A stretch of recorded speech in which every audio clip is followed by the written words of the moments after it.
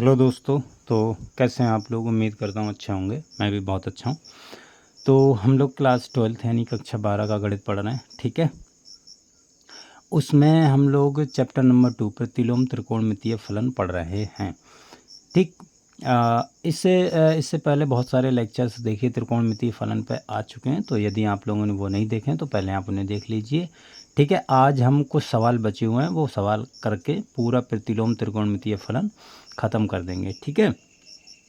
इसके बाद में जो हम, क्योंकि हम प्रश्नावली के सवाल कर रहे हैं, ठीक है।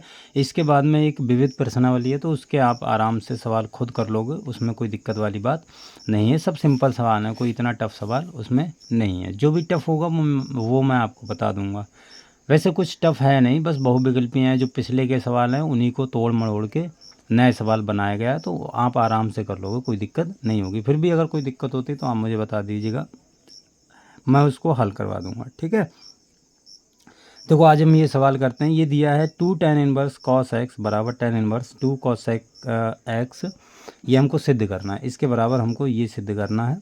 मतलब सिद्ध नहीं करना है, इसमें x का मान निकालना है। जो ये दिया है ना, इसमें x का मान निकालना है कि x का मान क्या होगा। ये समीकरण दी हुई है, इसको हल करके x का मान निकालना है। तो इसको करते हैं। देखो चूँकि एक हमें फार्मूला पता है। अब देखो 2 tan इनवर्स cos x है, cos x है, ठीक है। तो हमने एक फार्मूला पढ़ा था कि 2 tan इनवर्स x बराबर tan इनवर्स 2x बटे 1 माइनस एक्स स्क्वायर। ये हमने फार्मूला पढ़ रखा है, ठीक है। मैंने आपको बता दिया ये ऑलरेडी। तो यहाँ पर मैं ये क्यों लगा रहा हूँ, क्योंकि देखो यहाँ पर 2 ना होता तो ये tan इनवर्स से tan इनवर्स कट जाता, तो डायरेक्ट हमारी समीकरण मतलब हल हो जाती। लेकिन यहाँ पर 2 है, तो 2 के कारण ये tan इनवर्स से कट नहीं पाएगा। तो इसलिए मैं 2 tan इनवर्स x को सिर्फ tan इनवर्स x में चेंज कर ले रहा हूँ, ठीक है। तो इसको आप चेंज कर दो, तो ये देखो क्या हो जाएगा। ये हो जाएगा tan इनवर्स और 2x की जगह पे कितना है cos x बटे 1 माइनस कॉस स्क्वायर x बराबर tan इनवर्स 2 cosec x, ठीक है। अब देखो बराबर में समीकरण दी हुई है, तो ये बराबर में है, तो तुम्हारे पास में क्या होगा, tan इनवर्स से tan इनवर्स कट जाएगा, तो ये क्या बचेगा 2 cos x बटे 1 माइनस कॉस स्क्वायर, कॉस है ये, ठीक है, कॉस स्क्वायर x बराबर 2 cosec x, ठीक। इसको आप चेंज कर लो, ये हो जाएगा 2 बटे साइन x। देखो ये होगा 2 साइन बटे x। अब 2 से 2 तुम्हारा कट जाएगा यहाँ पर, तो देखो क्या आ जाएगा cos x बटे ये हो गया साइन स्क्वायर x बराबर 1 अपॉन साइन x। अब यहाँ पर आप एक देखो, यहाँ पर आप एकदम से एक साइन काट मत देना, क्योंकि कभी कभी गलत हो जाता है। हो सकता है इस सवाल में आपके गलत ना हो, लेकिन कभी कभी मतलब ज़्यादातर ये चीज़ गलत होती है कि डायरेक्ट हम साइन से जैसे साइन कॉस टैन या कुछ भी है एक्स वाई, वो हम काट नहीं सकते हैं। जैसे मान लो 1/2 दिया होता है, 1/4 है, तो यहाँ पर काट देते हैं, क्योंकि हमें पता है कि 2 भी प्लस का 4 भी प्लस का, तो ये हम काट सकते हैं, ठीक है। तो ये इनक्वालिटी में चीज़ होती है, इसको बहुत ध्यान से हल किया जाता है। जैसे साइन है, अब साइन हमें पता नहीं कि पॉजिटिव है कि निगेटिव, ठीक है, धनात्मक है कि ऋणात्मक, तो हम ये चीज़ काट नहीं सकते, ठीक है। तो आप दिमाग में रखना कि इस चीज़ को हमें हल करना है। तो कैसे करके करेंगे हल, इसको इधर मल्टीप्लाई करो, तो ये साइन एक्स कॉस एक्स बराबर साइन स्क्वायर एक्स हो जाएगा। क्लियर। अब देखो इधर इसको ले आओ, तो साइन एक्स ये है ही, sine x cos x minus sine square x बराबर 0 हो गया। तो यहाँ से देखो एक साइन कॉमन ले लो आप, एक साइन कॉमन आएगा तो cos x minus sine x अंदर आ गया और बराबर 0। अब एक चीज़ ध्यान से समझो, आपको ये पता है, अब यहाँ से या तो साइन एक्स 0 होगा या तुम्हारा cos x minus sine x बराबर 0 होगा। भाई दो चीज़ों का गुणा करके 0 आ रहा है, तो कोई ना कोई एक चीज़ तो 0 होगी। अब अगर मैं यहाँ पर मैं साइन एक्स बराबर 0 ले लेता हूँ, तो दिक्कत क्या होगी। देखो अगर साइन एक्स बराबर 0 ले लूँगा तो यहाँ पर भी 0 होगा, ठीक है। अब यहाँ पर भी 0 होगा, तो इसका मतलब ये 1/0 फॉर्म बनेगी। अब 1/0 का मतलब है अनंत, ठीक, तो ये तो चीज़ अनर्थ हो गई, मतलब ये चीज़ नहीं हो सकती, ये मैथमेटिक्स में अनर्थ कहा जाता है भाई। 1/0 आ गया तो वो अनर्थ हो जाता है, तो ये तो 0 नहीं होगा। ठीक है, ये 0 नहीं होगा, ये पॉसिबल नहीं है, तो इसको ही 0 होना पड़ेगा। तो यहाँ से cos x minus sine x बराबर 0, ये कन्फर्म हो गया। तो cos x बराबर साइन x, ठीक है। तो यहाँ से देखो, अगर मैं दोनों तरफ cos से डिवाइड कर दूंगा cos x से, तो ये cos x हो गया, तो ये साइन x बटे cos x, ठीक है। इसका मान बन कर दो तो ये 1 हो गया, मतलब इसको काट दो। तो साइन x बटे cos x क्या होता है, tan x, ये तुम्हारा tan x हो गया बटे 1।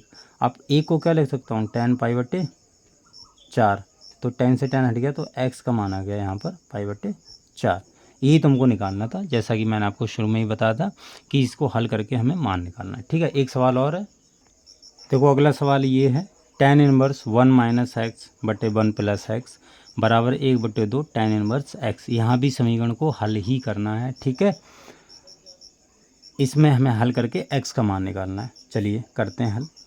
देखो, एक आपने सूत्र पढ़ा है, चूँकि tan inverse x minus tan inverse y बराबर tan inverse x minus Y बटे 1 प्लस एक्स वाई, ये आपने फार्मूला पढ़ा होगा।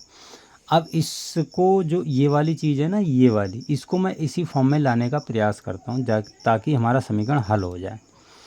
ठीक, तो इसको ले आओ इस समीकरण में। देखो tan इनवर्स 1 है माइनस एक्स है, कोई बात नहीं, यहाँ पर 1 तो रहने दो, यहाँ पर मैं 1 इंटू एक्स लिख सकता हूँ, अगर आपको कोई दिक्कत ना हो तो। दिक्कत क्या होगी, कोई दिक्कत नहीं है, क्योंकि देखो x का अगर मैं 1 से गुणा करूँगा तो वही x से तो रहेगा, कोई दिक्कत, मतलब कोई चेंज तो होने वाला है नहीं। लेकिन यहाँ पर सूत्र बन जाएगा। क्या सूत्र बनेगा, यदि मैं इस सूत्र के अनुसार x को 1 मान लूँ, y को x मान लूँ, तो यहाँ पर क्या लिखा हो, 1 माइनस एक्स यानी x माइनस वाई, और नीचे क्या 1 प्लस एक्स इंटू वाई, यानी इसको x माना है 1 को और x को माना है y, तो x इंटू वाई। तो ये इस रूप में लिख सकता हूँ कि नहीं, x की जगह कितना है 1, तो इसको मैं ऐसे लिख सकता हूँ tan inverse 1 minus tan inverse x। इसको ऐसे लिख सकता हूँ मैं कि नहीं, लिख सकता हूँ बिल्कुल। तो 2 tan इनवर्स x हो गया 1/2 tan इनवर्स x। अब इसको, ये tan इनवर्स 1 है तो इसको मैं tan पाई बाई 4 कर लेता हूँ, माइनस tan इनवर्स x है ही, तो 1/2 और tan इनवर्स x। ठीक है, कोई दिक्कत यहाँ पर नहीं होनी चाहिए।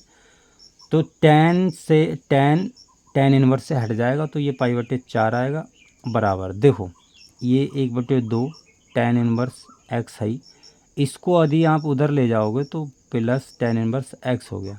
इसको हल करोगे तो देखो 2 एकम 2 और 1 ये है तो 3 हो जाएगा, 3/2 tan इनवर्स x। ठीक है, तो ये आ गया तुम्हारा पाई बटे 4 बराबर 3/2 tan इनवर्स x। यहाँ से अगर मैं tan इनवर्स x निकालूंगा तो देखो, इसका गुणा इधर कर दो 2 पाई बटे इसका इधर कर दो 4 3 12। अब इसको हल कर लो आप, ये क्या हो जाएगा, देखो 6, तो पाई बटे 6।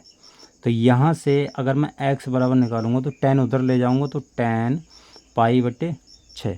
अब tan पाई बटे 6 का मान कितना होता है, पाई बटे 6 मतलब 30। भाई पाई का मान 180 और 6, 180 को अगर 6 से भाग देंगे तो 30 आएगा। तो tan 30 का मान होता है 1/3। तो x का मान आ गया 1/3। तो यहाँ से ये तुम्हारा x का मान आ गया 1/3। ठीक है, तो देखो इसी के साथ हमारा क्या कहते हैं, ये अभ्यास ख़त्म हो गया है। आगे विविध प्रश्नावली है, तो उसमें क्या किया है, विविध प्रश्नावली में क्या होता है, मिक्स सवाल होते हैं। ठीक है, तो यदि वो सवाल आप खुद से करेंगे तो आपके लिए बहुत बेनिफिट रहेगा। ठीक, क्योंकि इससे पहले वाली एक्सरसाइज में और इसमें जो हमने सवाल किए हैं ना, उसके मिक्स सवाल हैं, उन सवालों को मिला के विविध प्रश्नावली बनाई गई है।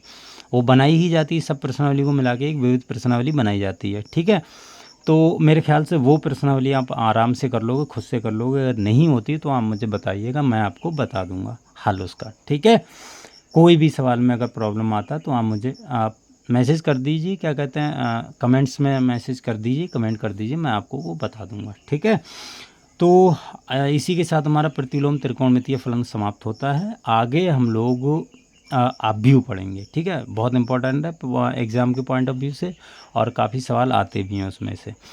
तो हाँ, मैं आपसे फिर से कह रहा हूँ, यदि यहाँ पे विविध प्रश्नावली अगर आप पे नहीं बनती है तो आप मुझे बता दीजिए कमेंट्स में, मैं उसका सॉल्यूशन आपको दे दूंगा। वैसे बन जाएगी, कोई दिक्कत नहीं होगी।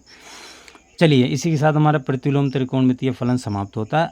कल हम लोग यानी आने वाले लेक्चर्स में हम लोग आव्यूह शुरू कर रहे हैं। तो आज हमारा प्रतिलोम त्रिकोणमितीय ख़त्म हो गया। चलिए फिर आज के लिए इतना ही रखते हैं, मिलते हैं अगले वीडियो में, तब तक के लिए बाय।